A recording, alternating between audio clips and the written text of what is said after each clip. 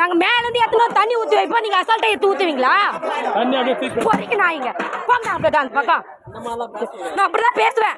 நான் கஷ்டப்பட்டு மேல இருந்து எத்தனை வரும் தண்ணி அது இப்போ நாங்களும் நாங்க பேசி எடுப்போம்.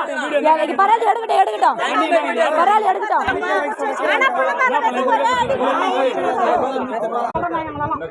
அவரு கொஞ்சம் ஆளுக்குறாங்க, அவங்க கூப்பிட்டோம்னா கல் மட்டும் ஆள் இருக்கிறாங்க.